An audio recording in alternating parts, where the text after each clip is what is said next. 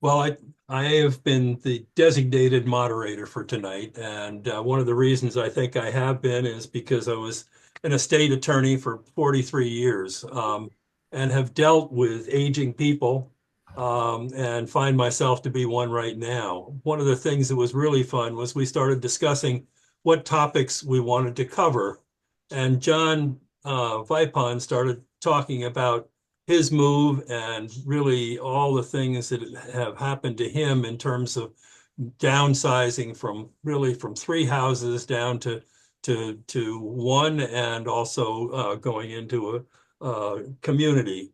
And that got Harry going, and we had among our group, we had a really wonderful conversation and said, hey, let's share this with everybody. It's really an interesting thing. And so um, I have to say that we have um, gone through the process twice, and we still find that space, when you have space, it gets filled. And we are talking about it. And so it's been a really good conversation that we started, and we hope tonight will be the same for everybody else. We started, and when you got the invitation, you had a little picture that came along. And Alan, you've got some pictures of my assessment that when there is space available, it gets filled. And we've got several pictures. We thought we'd start with pictures, and some of them, thank you for sending some pictures of your own places, because we are decluttering boldly, and that's what the topic is for tonight. So, Alan, you want to put up the first picture? One day, son, this will be all be yours. And how many of us are dealing with that? And the question is really, maybe we should do some more planning, so that we're not leaving a whole bunch to our kids to have to sort through. Right. And it's something that this is in Maine. We have, you can go on to the next picture there. In Maine, when you can't fit it in the house, you keep it, but it goes outside. And this is a picture I just took down the road from us. It's called Maine Feng Shui, and people don't get rid of things. And what's interesting is I was head of zoning and changing the zoning in our town, and really we have so many lobstermen in our town with boats and other things and traps that we can't say, like in some towns, you just can't mess up and put things in your yard. So people do. This is right in Rockland where our town is, and uh, it's now the houses on either side and on going in either direction from this particular house are all $1 to $1.5 million houses, because they're looking out on the water. There's a walkway. This fellow's a lobsterman, and he doesn't have any other place to put his stuff. There it is. So this is what happens in terms of clutter, and how do we deal with it? Um, so this is one of the pictures that was sent to us, and if you look hard, you can see whose place this is. And this is somebody I talked with today. This is Bill Clendaniel. Bill's not going to be able to be with us tonight, but Bill said he's trying to figure out what to do. He's got an awful lot to move, and of course he's been involved in historical things for such a long time that he's got not just things, but a lot of information. And he's trying to figure out what to do with it. I think it's pretty low. Yeah, it doesn't look that bad. This is a garage that I don't know whose garage this is. Alan, you do, but this is a garage, and it actually looks pretty organized, but it's still a lot of stuff. And whoop, pop through the other ones. Alan, you're muted if you're trying to talk.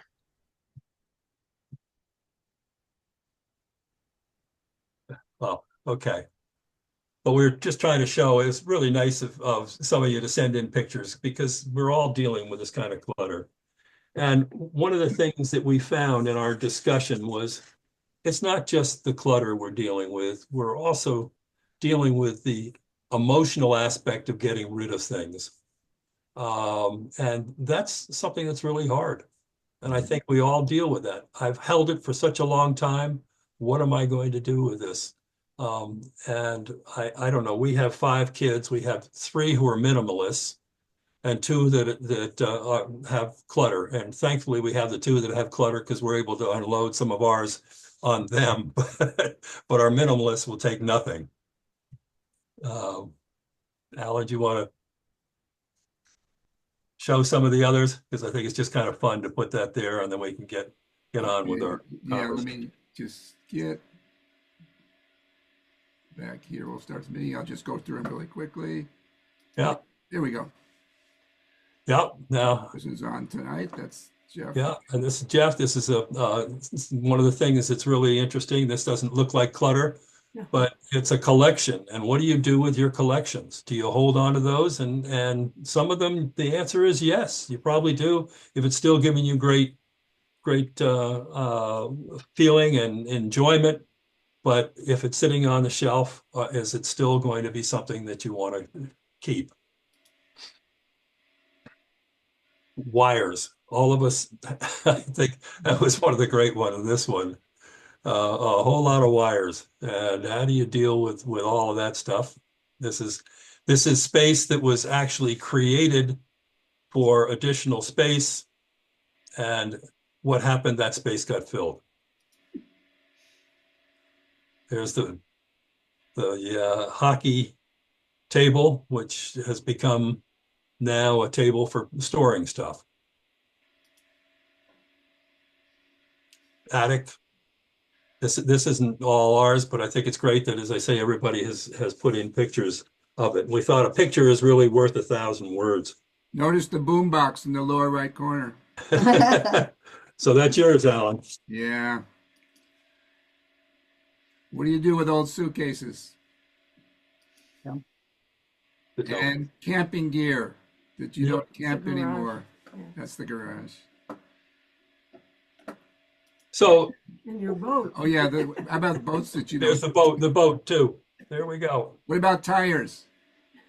I think Well, that's it. I think. Oh, here we go. And this is John. John, this is going to lead us into John because he had a lot of furniture and a large house and tried to figure out what to do with it. And I think he's going to talk to us about that and the decluttering process. But I think the things that we really wanted to talk about as we talked about it as a group was, you know, are are our possessions possessing us and are we prisoners to them? Or are they something that we really need to hold on to for our own status or our sense of who we are? And what's going to happen to them when something happens to us? Are we really having our kids or our family or executor? I was executor for many many estates. It was interesting in the community that I lived in. I ended up being the executor for many of my teachers who were individuals, and a lot of them were pack rats. And as executor, they hadn't gotten rid of their stuff. I had to arrange to do that. And it was a real task. It's a real task for kids. We found this with a lot of families that the task was um, all of a sudden I'm stuck with this, and this is part of something that they have to deal with if something happens to us. So it's really a question of what stage in life we're in. Are we being realistic with ourselves and saying, I'm going to keep that because I'm going to use it or I'm going to do something? Or is it really becoming sort of a ball and chain to us? And I'd like to really, at this point, turn it over to John to talk about his experiences. I know we have done this downsizing, as I said, twice. We had we moved to a smaller house, and then we moved to Maine. We moved to a bigger house and a big barn, and our barn became the dream barn for our kids and for our nieces and nephews. We didn't have anything to put in the barn when we started. It was filled by the time we moved out. And we told our kids and our nieces and nephews, you've got 4 months to take your dreams someplace else. And we gave them the opportunity to do that. But what we have found is whenever we have space, we fill it. So John, I think you've gone through the process and I'd love to hear, I think we'd love to hear from you as to how you did it and how you feel afterwards. Okay. Well, thank you, John. And yes, Tim and I have gone through the process in about a 6 month period in the last year. Uh, our reason, and Harry and I will come back to talk about this, it's not the option for everyone, but we have decided to move into and have moved actually into a 2,500 person continuing care community south of Lancaster, Pennsylvania. Therefore that motivated us to, well, we just moved in January, but it motivated us to sell our house of 37 years. We have no offspring, obviously. Well, we don't have any offspring, period. So we had a big house at Nantucket for 20 years that was a gathering place. But again, we didn't have anybody that really wanted to come as often. They were growing up. And that was easy, actually. We sold that house with everything in it, including the Jeep, in 2021. But our house in Pennsylvania has somehow grown over the 37 years that we lived there from about 2,400 square feet to over 5,000 square feet. And we had 4 acres and way too much to do, which we didn't do anymore. Had people doing that, but it was time to move on. And we're actually now living in about a 1,200 square foot apartment awaiting our cottage, which will be a little larger. But we got rid of 95% of our stuff in about, well, six months, and it's hard. And it's hard to let go. We've already heard about the mementos in addition to the furniture and the clothing. But I want to say, as I've thought about this topic, there's three kinds of decluttering. First, the one that we're focusing on mostly is stuff because we accumulate an enormous amount of things, and they're kind of our selfhood. They're who we are. But golly, at 80, we should be reasonably content and more modest and have a less grand idea about ourselves. We don't need big houses. We don't even need cars. We're talking about getting down to one car eventually, not immediately. We still have our small house here in Key West, but we will live most of the year in the continuing care community. So we've got the stuff is first, but also we pared down, or Tim's a lot younger than I am. He's in his 60s. Pare down our activities. I have a strong feeling that nobody over 80 should be on, at least I should not be on boards. And I am getting off the hospital system board and the foundation board for our United Way and the local foundation in our several counties. There's a lot that I'm not as good as I used to be, and I've got to realize that. So that's a kind of downsizing and decluttering. And also, and this is the hardest one to describe, relationships. Networking wasn't a term when we were younger, but it certainly became a term in my career, and I learned to network because it was important for my law practice and the law firm and all the things we were doing in the community. But now I want to focus on the most important relationships that I have. That's family and very valued friends, and a lot of you very valued friends are on this screen tonight. I've got. I hope if Mike Roizen is right, and we talked about this as we prepared for this, that we're going to live until we're 100. It's a little scary. Might run out of money, for example. So it's paring down for many, many reasons. That's not the only one, certainly.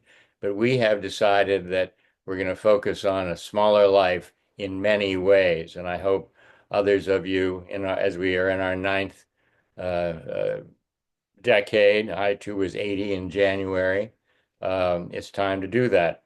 But we got getting rid of all the stuff. Let's talk about that first. It's hard to give away. We had nieces and nephews and friends, and yes, we got rid of a lot of our furniture that way. But golly, I made 50 trips to Goodwill. I stopped filling out those little forms because the stuff wasn't worth much. We sent some of our most valuable stuff, we thought, to an auctioneer, and I think we've gotten back maybe less than $2,000 because nobody wants all that stuff. An 18th century clock, a tall clock that we had. I won't go on and on, but things that we thought had some value really have no value in the market today. Times have changed. Getting rid of vinyl records and clothing. My golly, we all collected way, way too much clothing. And you've got to be ruthless about this, it seems to me. And we finally were and went through stage after stage of moving things out of that Pennsylvania house. We got there, and actually the feeling is exhilarating. I have to tell you, books, thousands of books. Um, they no libraries want them these days. Again, they go to Goodwill or the Salvation Army. As I said, Goodwill took so much stuff of ours. I'm embarrassed by how much it was. But it's important to do so while you can. And that's the other reason that we did it. We don't have anybody else to do it. I always had the throw in the match theory, but that's not really, you can't burn your own house down. You have to get rid of it. If you have children, and it's different for each person. I haven't become an expert on this because I'm an expert on nothing. But this was a very satisfying process ultimately. You go through things, you go through pictures, you go through books, you find things that you didn't know you had. The furniture and the clothing is easy. As someone said earlier, it's the other kinds of mementos that are very hard to take your hands and throw into the trash. We did have a burn can because we live in the country in Pennsylvania, and we burned up a lot of stuff. Tim was better than I was at that in many ways, but it's a process. So that's what we did. I'm not, as I say, our route is not for everyone. It needed to be done by January the 20th when the new owners of our house took over. We had to have everything out. I found in the refrigerator in the garage, and we even got rid of all that stuff in the garage, the tools, the hose and the rakes and the hoses. And no one's going to take that. That has to be given away. But I found about 20 bottles of wine in our garage refrigerator, and I had to be out that night. So I took it to our neighbor. I just put it in his garage and said, "It's yours." You will find things at the end that you didn't even remember you had. Uh, so do it, figure it out, have a plan. And that's why we entitled this Boldly. Do it boldly, selflessly, and get rid of as much as you can while you still can. Whether you're staying in the same house, moving to a smaller house, or as we are, moving to a continuing care community where we're guaranteed for the rest of our lives and through the plan that we have, full care, hoping never to need it. So we'll talk a little bit more about that when Harry and I give our perspectives on why we've moved in that direction. But that's what we've done.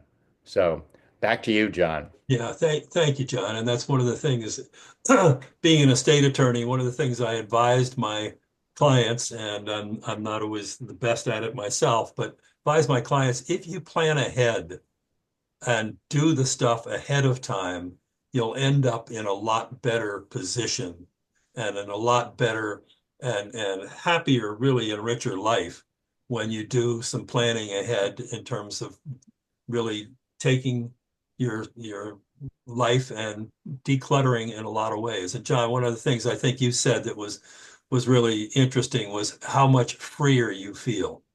Exactly. And I think that's something that I know some of you who have done that have expressed that to me and to others that really by doing some of that. The one question I've got for all of you is how many of you still have notes from courses you've taken? Um, yeah. Williams. Have you looked at them recently? Are they still important to you? That's the kind of stuff that you need to think about. And Harry, one of the great things in our conversation with our group was Harry really came up with some very interesting things as to how he and Suzanne are working it out. And that's what a lot of times it's a workout. One person at one time has to be sort of the nudge. Um, and in this case, it changes back and forth, but it's something that again, what I have found in terms of dealing with all my clients is there's by doing the planning, you're a lot happier. You've got an opportunity to spend more time with the people you wish to do so. So Harry, take it away. Well, John, you had mentioned the various stages of our lives, and uh, one of my most recent stage with Suzanne was actually upsizing. When we retired, I felt challenged by Whit Stoddard. He said, "Well, you got to make a retirement home." So I designed a retirement home. I got a very bad grade. He said, "Looks like a Mexican jail." Hideous fenestration. So with that challenge, I spent a while doodling on napkins. We came up with a house that really worked for us as kind of a gathering place because we have now 6 grandchildren. It's wonderful to have friends and family here. But what we're discovering, like many of you, is that your kids and grandkids, they have their own lives. And as they grow up, they want to do other stuff than come to grandparents other than maybe a couple of festivities a year. So we now have the large house, and we're challenged from upsizing to downsizing. And like John Vipon, we found this idea of a continuing care retirement community as a real timing discipline. Uh, we're on a waiting list, and John, you may have been for a while, but we're on a 3 to 5 year waiting list. So that gives us a time dimension where we got to get rid of the stuff that not only we have accumulated, but our kids and grandkids have found us as a great dropping place for their stuff. So we got to get them to take their stuff out and at the same time have enough discipline to reduce our from say 4,000 square feet to 1,500. And we discovered through a couple years at a winter retreat, we're very happy living in 1,500 square feet. We can find our keys and our cell phone, and it's a lot easier than bouncing around and like a big gathering house. So my wife Suzanne is actually my disciplinarian. She sets the standard that, you got a rack full of pants. I'm going to take off for the rest of the day. I want to see half of those pants when you return. And so what you do, and maybe you have this experience, you try these pants on, they're baggy, they don't fit around the waist. You haven't worn them in years, but they hung on the rack. So actually, after trying half of these pants on, it was easy to get rid of them. And so out the door. I guess the same thing is true with shirts. If you haven't worn it in 3 years, you don't need it. And there are many places that you can give them. Actually, we have a college here that likes to have shirts and suits as the kids dress up for graduation interviews, job interviews. So, there are different places that you can find to get a win-win where what you don't need, somebody else really appreciates. So I guess the simple thing is you have a discipline and you have somebody who's going to discipline you in doing it. And so, as I said, we had the pants routine, and now it's, spring coming. When you go get your stuff out that you stored for the winter, you see, God, I I don't like this stuff. I haven't worn this stuff. It's a beautiful time for spring cleaning. I think this is a wonderful time, particularly to downsize those clothes that you haven't worn and you don't really want to wear. And where we live in New Hampshire, we basically live in fleece and flannel and blue jeans. So why do I have all this other clothes? You know, who are we dressing up for? The suits when I work, they don't fit, they don't look right, and they're good to give away to somebody who can make use of them. So I think and John Vipon mentioned this, we both decided with my children and wife, we decided this the continuing care retirement community makes a lot of sense for us. In our case, we would be moving to one that's called Riverwoods in Exeter, New Hampshire. It happens to be within 20 minutes of my son and his family, which it's kind of nice when you think about where you want to go. You want to be close to kids or grandkids. And as John Vipon said, they'll take care of us for the rest of our lives. But we have to get rid of our stuff to move into this place. So you have a time dimension that kind of forces you.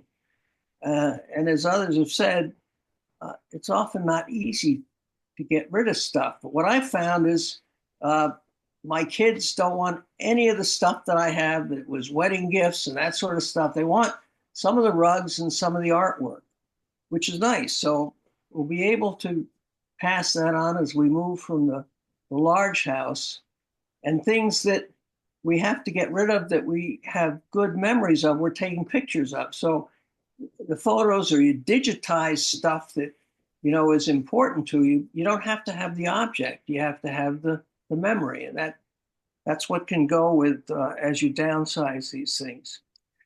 So I don't know if, other than the fact that we have a sort of disciplined approach to what we get rid of. Suzanne likes to take stuff that she's not wearing. She puts it in the bag in the closet. And if it sits in the closet for a couple of weeks or so, she takes it and puts it next to the garage door. And if it's still there in a month, it goes out because she hasn't missed it. You don't need it. And I think there has to be some kind of discipline that we all need, depending on what we want to do. Not all of us want to downsize out of the house we live in. We like it where we are.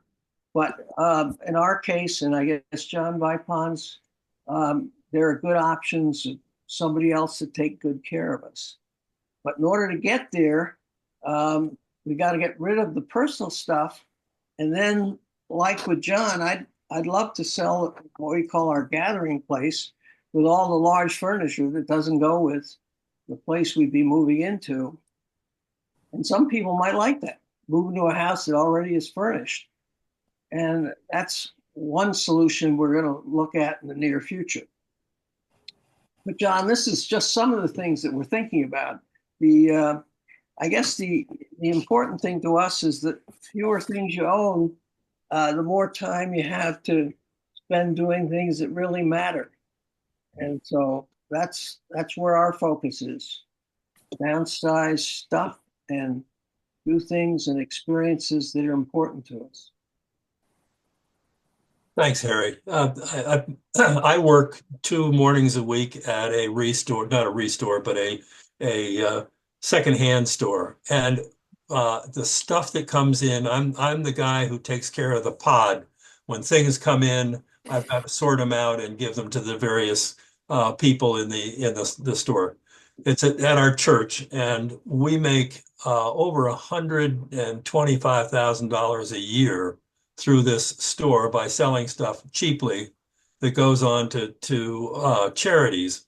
But the interesting thing is that there's so many people that come into the store and buy and enjoy a lot of the stuff that you may be getting rid of. And I think it's important to see how this whole process, it's a circular process of reusing a lot of really good stuff that you have that you're not going to be continuing to use. And it really, I found it unfortunately, I've been buying a few things from the place because there's some good value, but I'm trying to get rid of something as I do buy it. It really has been it's been very interesting to see how much the stuff that you are getting rid of is being used. And I know the other thing is we've given away some things to our kids that have a lot of meaning to them. And we're watching right now how much they enjoy some of those things. And that's a great pleasure as well. So it's something that really I think it's part of the whole process is just emotionally letting something go because we have memories and those memories, we're stuck with those memories in our minds and we're really we enjoy those memories. But we also are going on in life. And I think that sometimes we can take those memories and change it into something different that makes it really wonderful. What we're going to do now is break out into smaller groups so that we can talk about these things. There's no right or wrong way to do anything. I think one of the feelings that we had when we were going through this process of talking about it is everybody has stuff that they're going to hold on to because it's so meaningful to them. You shouldn't necessarily get rid of that. The stuff that really means something, but you also have to be honest with yourself too, that we are in the process of getting older. What does the next 5 years bring for us? And I think that again, as I've said to my clients, there's when you do the planning, there's a lot more joy in the rest of our lives. So why were you interested in this program is really one of the things that why we get so many people coming to it. And, I think you might just express how you're feeling. But again, there's no answer to it. It's just a matter of sort of we found in our discussion is saying, okay, we're going to be 80 this year if we're not already. And we want to have a continuing wonderful life. What's the best way to approach that? So, Larry, if you want to break us out in the groups and we can just discuss it and give some thoughts that you have, and maybe we'll be able to bring those back to our question and answer session. And John, how much time do we have in the breakout groups? We were going to take probably close to 15 to 20 minutes. What would you say, Alan? 20? Yeah. Larry, what do we say? 12, 15? Let's say 15. Let's say 15. And then Yeah. you'll get a notice of coming back in and come back in. And Larry's going to get us all set up. And as I say, it's a free fall conversation. And again, it's open to everyone to really to talk about what they feel the hardest things that they may be dealing with or what they think might be helpful to others. Okay, we had some people come and go, and I think I've got, how many rooms do I have? Believe it or not, got 7 rooms, and we've got a number of rooms with 4 in it, a number of rooms with 5. That's everybody but Alan and myself, and we'll come into a room, and I will measure the time at 15 minutes. You'll get a countdown at 2 minutes. And I will let you know at about 4 minutes or 3 minutes to start wrapping up. So everybody doesn't panic and everybody's going to go in a room automatically.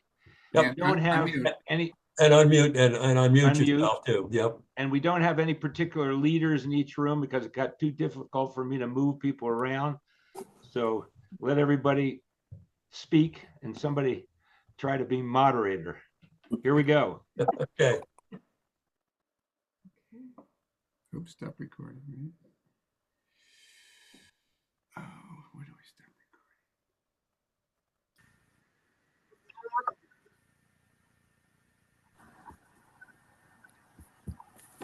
recording? Okay, recording is back on. Huff, are you there? He's muted. He's muted. There I am. Not anymore. I'm here. I hope it all worked out better this time in breakout. Well, it worked out well, and I think there was really some interesting things certainly that came out of our group, and I hope everybody else felt the same way. And Jeff Modisett, I'd love to have you sort of say what you said to us about Jeff's a philatelist and has been collecting stamps. And there was something really significant in what he was saying about that. That I think if Jeff, Sure. if you would speak to that, that would be great. Just to recap what I said, uh, basically, I've been collecting stamps since I was 8 years old, even through William's period of time. And it is part of how I identify myself. Um, and it is something that is meaningful, although it is cluttered. And as I mentioned to the group, at one time I had 3 rooms full of it. I've been organizing it and trying to get rid of it, but I really don't want to get rid of it because it is in part who I am, but it also is in part my social network. About 50% of my friends are in that area around the world. And it is also a way to give back because I donate to the Rocky Mountain Philatelic Library time, as well as I edit their journals and that kind of thing. And so it's who you are and what do you do. And sometimes I'm afraid that we would take something that is cluttering the house and get rid of it because it is cluttering the house, that is so meaningful that it takes away part of who you are.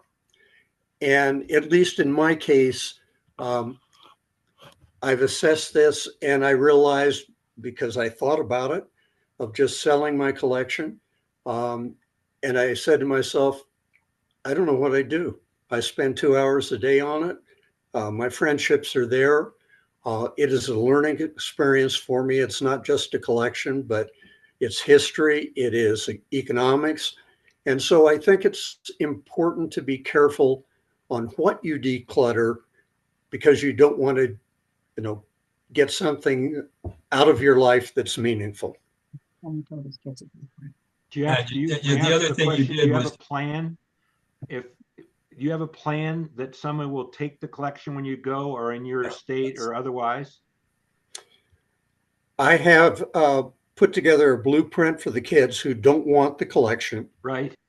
But I have auction houses and the local library and the things that are modest that I think kids would enjoy. There's a youth group, and those will go to the kids. So it's a lot of space, and it is complex, but it's, for me, too important to get rid of.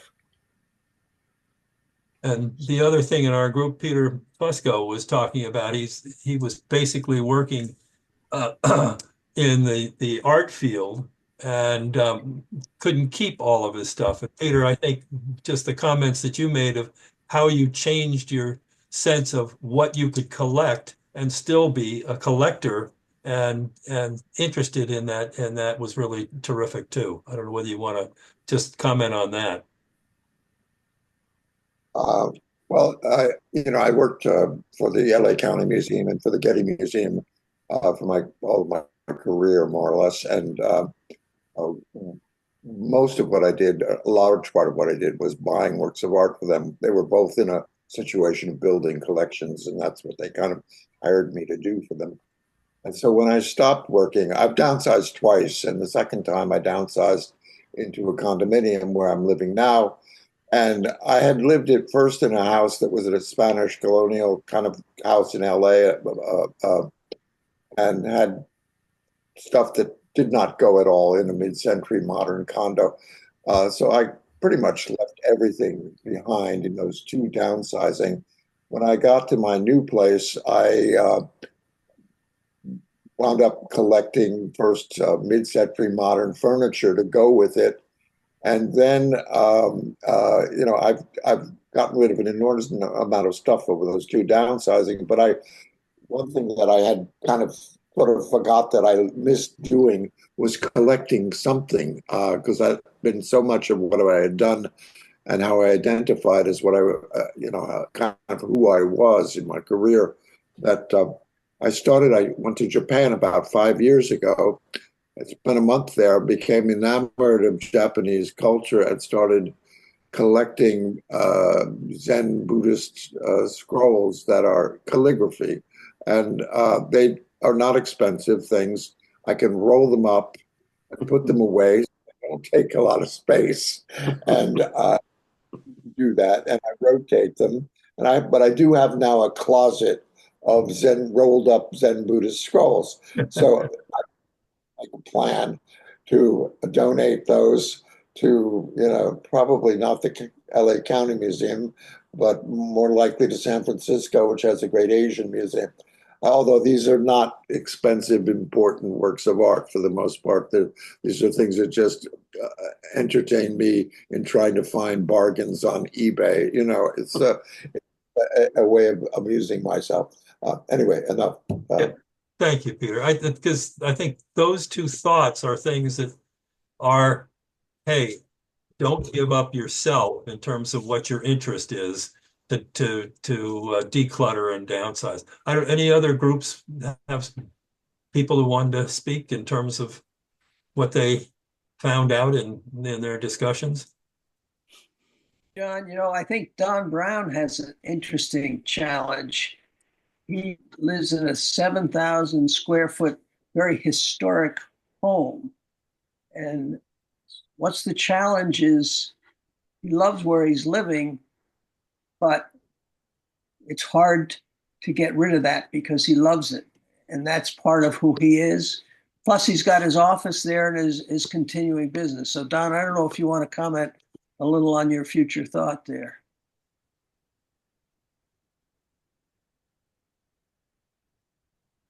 Well, all of us have worked a lifetime to collect, and whether it's stamps or by the way, I lived in Tokyo for 2 years, and I have a whole bundle of stuff in another closet. Pizza. I feel for you, and I know I'll come back to that. I have a whole, chest full of stuff that's sumi material and so forth, artwork. We spent a lifetime carefully curating these collections, and I'm just postponing the time to scroll back. I ask my family and my children to come and pick out anything they like and take it, but if they choose to do that, and they could even pick it up later, they also have to take something that nobody in the family wants. So it's a BOGO rule, sort of. So,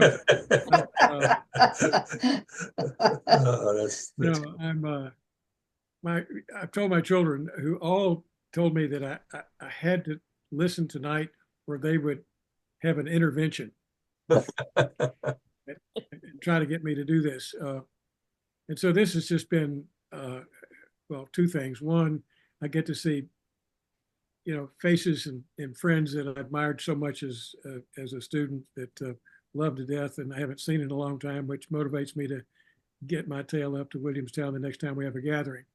I've been away for a while. But secondly, it just is a reminder of the inevitable challenge we all have of putting our collections, as John said, having a plan for it. So I'm going to leave tonight with the notion that however much I like my pet rocks, that I need to have a plan that's better than what I have now. Yeah. My kids threaten I have hundreds of boxes of files and neat stuff that they're going to bury me in the fashion of an Indian Maharaja, and the fire will all come from the mountains of paper that I've collected that they choose not to keep. I've been warned by my progeny, and I better get to it while I can. Thank you for the whole suggestion of this topic. Yeah, that's great. John, our group had some interesting ideas. Stuart Rosenthal has an exquisite watch collection, but he's lucky enough to have one child who is accepting that and will then either sell, give away, or deal with it. So it's good to have a designee. Yep. Another thought was get rid of the damn books, because they're just too heavy and no one really wants the books. Libraries will take them and resell them. We all sort of came up with, if you do have boxes of stuff, organize it, put it in, convert the photos to a book, take things out of the boxes, put them in chronological order, whatever they are, so that at least they can throw away, 10 scrapbooks that are organized rather than 17 boxes that aren't. So that was another thought. I'm probably missing some here, but none of us have done a perfect job. But I think another one of our panelists has boxes of lots of writings and papers and was reluctant to go find the key ones, but we encourage them, find them, separate them, bind them, because a grandchild in 30 years is going to know what, if Schulman gave you an A+ at Williams, right, they might as well know it in 30 years. That's all. Well, Ron, you also have kept scrapbooks, if I remember correctly, and right, really that's been something that's been of interest to you as a way of preserving things. It's getting it out of the box. I have a vast political button collection, but instead of them sitting in boxes and on cardboard, displays, they're now 22 scrapbooks divided by Kennedy, Truman, presidential campaigns. And if someone doesn't want the John Kerry scrapbook, they can throw it away, but they won't throw away the Eisenhower scrapbook. And then they can decide whether to sell them or not. It's organized. And I think what we can do is, if we can get the stuff out of boxes, put it in chronological order and organize it, that's a big, big help for those who come behind us. That's a great point. And I think one of the things is that's still of interest to you too, is it not? Oh yeah, it's like so that's like exactly. collecting the stamps, it's like and the stamp the art, and right. I don't want to get rid of my political right. buttons. There's still elections going on, and it's fun to. And I'm part of the American Political Items Collector Association, so I'm online with them. And if they say, "Well, does anyone have a Muskie button from?" I pull it out and say, "Yeah." So yeah, that's like the stamp collection, but it's not in a big pile. And that's my only point. So I have a question for the ladies on the panel. What issues are specific to you guys? And I don't know if I can start with Susan, but we've got Deb Cole and Annie and Judy. Are you still on? Yep, Judy's still there. I'm here. Yeah. Well, so, some of the issues are exactly the same, dealing with papers and photographs and so on. But I think also we talked about dealing with clothes, and it's interesting because I just loaded a bunch of clothes to go to the Salvation Army, and I literally had to say goodbye to them. They served me well in a professional career, but not in New Hampshire. But I think for me, the hardest things are the family things. It's things like, great grandparents' silver, china, photographs, there's a photograph of my grandmother at 17 in this beautiful turn of the century garb. Maybe you do just take a picture of that. But so I think it's things like that. I think jewelry is easier because either your kids want it or they don't, and if they don't, they can sell it. But it really is the photos and the family letters and the silver and the china. I agree with you. Yeah.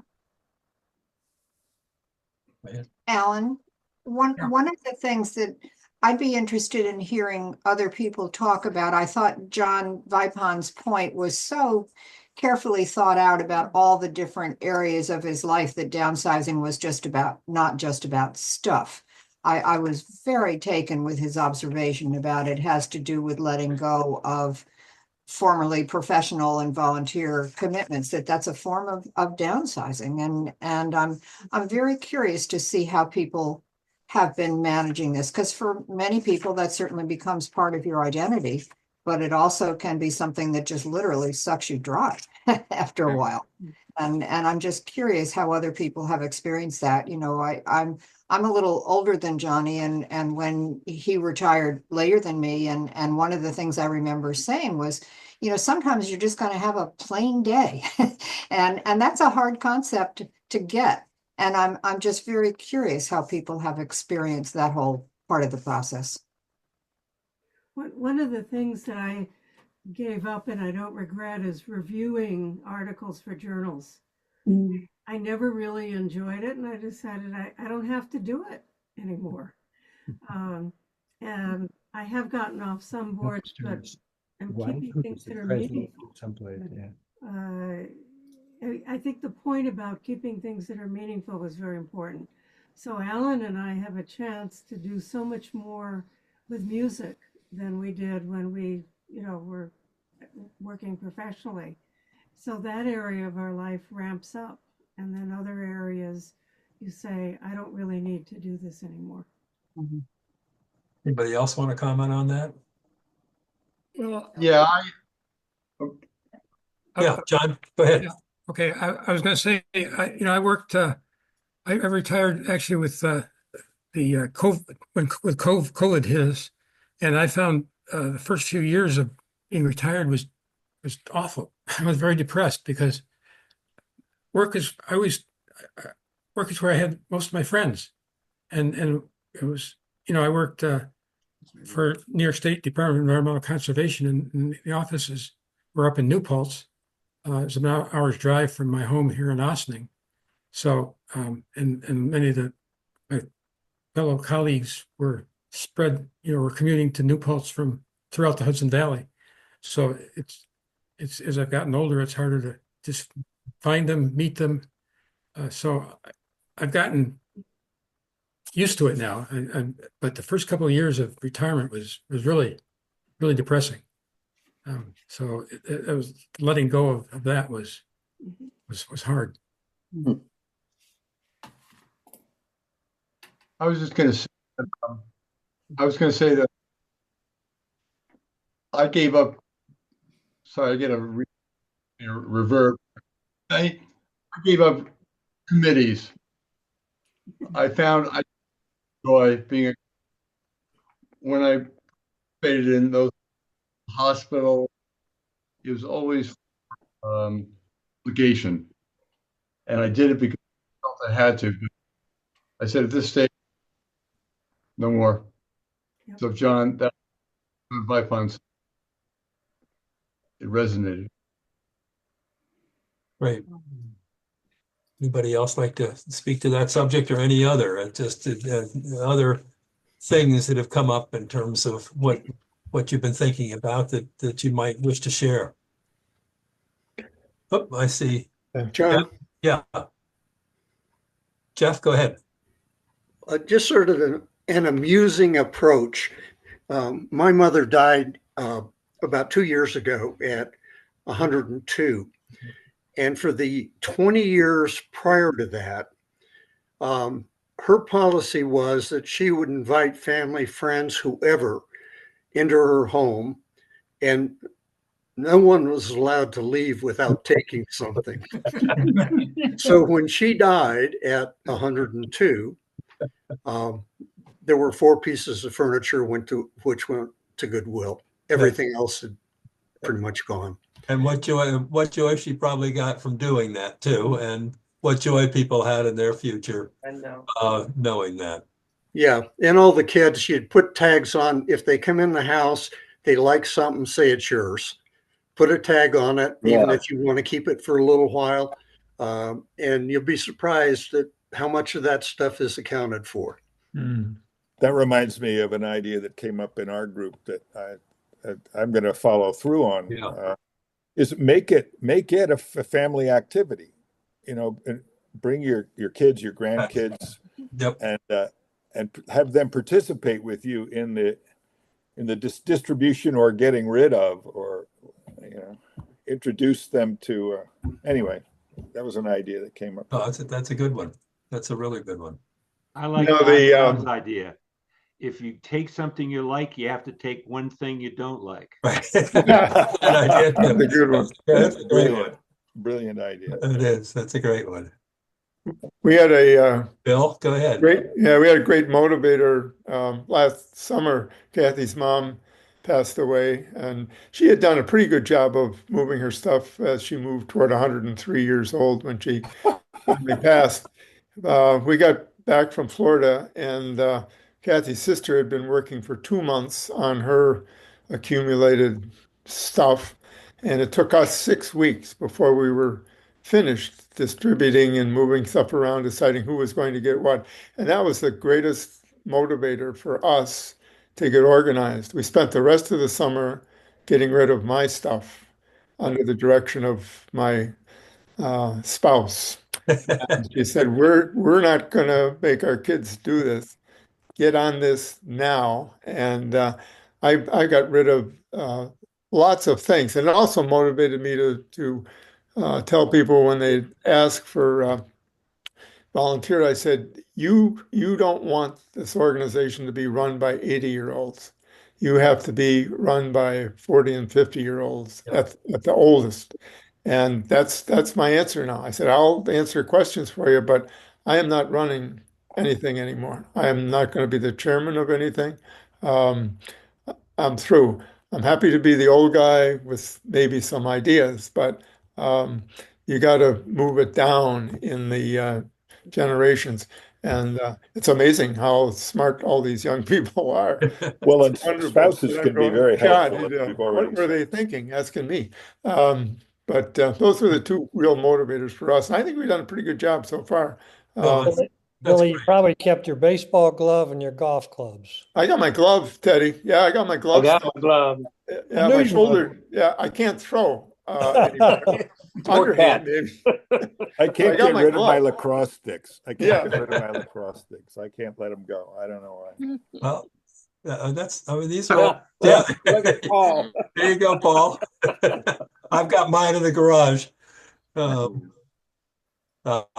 Anybody else like to comment? I really appreciate it. And I think we all do. As I say, as a group, when we were trying to work this through, we had an awful lot of fun talking about all these issues, but they're emotional issues. I mean, they're ones that really are sort of things that we have to deal with quietly and emotionally, but we are moving on in terms of time. And I think it's important for all of us to just keep that in mind and really think about what we're leaving behind, but think even more so about what we can do now that gives us great interest and great love of life.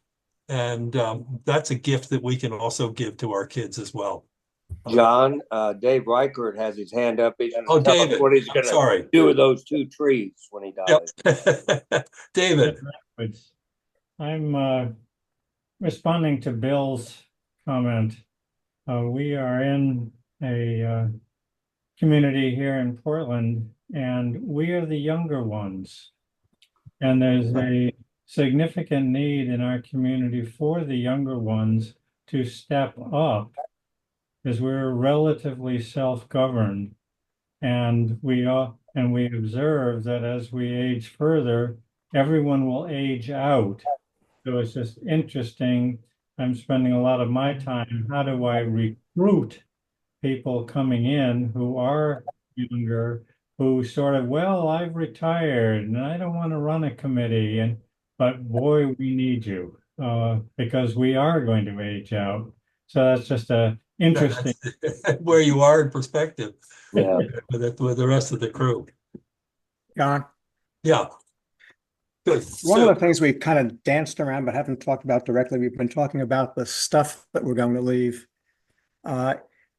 There's a group of friends and family who are planning a birthday party for me. We've been waiting for Coachella Fest and Stagecoach and all that to get by so we can have some peace where we are.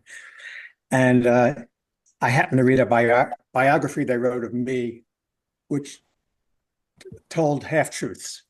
It was all the good stuff, but it really didn't capture who I think I am. And I happen to have a meeting, a lunch meeting with a cousin who was visiting in the San Diego area this weekend, and haven't seen her in at least 3 decades. And we were talking about we have a second cousin who was at one time a Hollywood star, and she was asking what the relationship was because she didn't know. And my dad's first cousin, his son became a bit of a star. And we never really got to know our grandparents. And so we were asking, well, who is our grandmother related to in Richard's family? And we've talked about a lot of stuff that we leave behind, but it'd be nice if there's a trail that we can leave behind that lets people know who we are and what we're all about and the truth with all the warts and blemishes. Yeah, it's a good one. That's Not, really not the whole truth. Not the whole truth.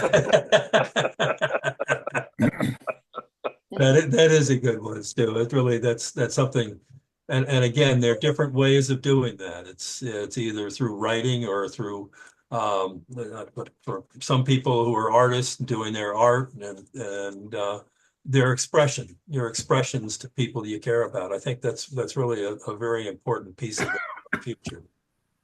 So that there is some remembering. I know when I think about it, people over a 100-year period of time. And it's not just, people who lived, and it's even more than 100 years, because you knew people who lived early on in your life, who lived a full life, and you're part of that cycle that people are going to remember you as part of that. And it's really what you do and leave for those that are coming is a really important piece in helping them, I think, determine who they are as well. So that was a very good point, Stu, and I really, really appreciate that. And remember, part of who we are is Williams College. Yeah. And there's hardly anyone I know who doesn't know I went to Williams, or my kids. my daughter Lily was in Guatemala today, and it was a Good Friday parade, and everyone was dressed in purple. And all I could say, why do they have the Williams colors on? That's it, Ron, right there. Johnny, you want to talk about next month? Well, yeah, I do. I just want to say thank you, everyone, and really, Deborah and Judy and Kathleen and Natalie, who are here, who are connected to our class and still part of our class. Here. This is one of the things that we want you all to know that and to feel very much a part of that. And please come join us on these Zoom sessions. And we're always happy to have that. And we're also looking forward to seeing you at reunion time if you're interested in doing that, because you play as much a part of the class as all of us. And thank you for being here and joining us on this occasion. Thank you. It's really meaningful to me. Well, it's meaningful to us as well, too, Judy. And that's one of the things that I think is important. Our next session is going to be on May 22nd at 7 p.m. That's Eastern time. And it's life sports, traditional adventures, lifestyles. What's yours? And we've going to have I think a fun time. Ron Bodenson is going to be speaking about really his kayaking, rafting, many of the rivers of the world, and getting himself into trouble several times. And Peter Pond's going to be talking about the thrill of skiing in places that others usually will not even attempt to ski. And Larry's going to talk about mountain horseback riding and his experiences. And I think some of those experiences are leaving us in terms of us continuing to do those things in the same way and same vein that we did. But they were life experiences for them. And I think it's interesting how so many of us have had different kinds of experiences of that fashion. And that's what we want to talk about, and for us to share those things. What we're trying to do here is really to, again, help us get to a place where if we have an opportunity to catch up with each other, if we have the opportunity to really to share, and what I find is so interesting is we do it with such humility, share our lives, and really learn so much from each other. And the group, I think, helps us all to continue on and say, hey, we had a great Williams experience, and that Williams experience is still continuing. So I want to thank everybody. And again, Alan, you can leave this on for a little bit, and anybody who wants to stay certainly can. But thank you all for being here tonight. Larry, you wanted to say something? You got to. Oh, I wanted to say thanks to everybody. I wanted to say thank you, That's all. Okay. And Burke Moody, be prepared to talk about skateboarding next month. By the way, I still have my skateboard. Yeah, why yeah. he didn't we expect continue to to do do a it. shown real Well, life. Okay, I'll call you for getting you organized. Thank But you. that's one of the things that we're hoping is that we'll speak out about some of those things that we've done or continue to do and are able to continue to do that really keep us active and going. So I would say, Zach, your handicap cap better be down to 5 by the next time we talk. Yeah, right. Thank you, everyone. Okay. Bye, guys. Thanks, everybody. nice to see you John all. Ladd, stay on it for a minute. Stop the recording.